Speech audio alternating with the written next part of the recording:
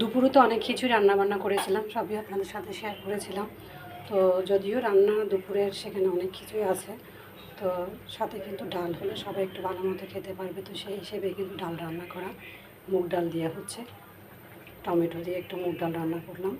তো এই তো রান্না অলমোস্ট শেষ, এখন হচ্ছে নামানোর আগে একটু ধনেপাতা দিয়ে দেবো। আর মুগ ডালটা কিন্তু এভাবে একটু রান্না করলে টমেটো দিয়ে, ধনেপাতা দিয়ে, কাঁচামরিচ দিয়ে খেতে ভালো লাগে। আর ডাল থাকলে তো সবাই শুকনো খাবারের সাথে, ভাজা কিছুর সাথে খেতে কিন্তু ভালোই লাগে। এই তো ডালের ফাইনাল লুক, মাশাআল্লাহ। এই ডালটা হলে কিন্তু এটাই দিয়ে শুধু ভাত খাওয়া যায়।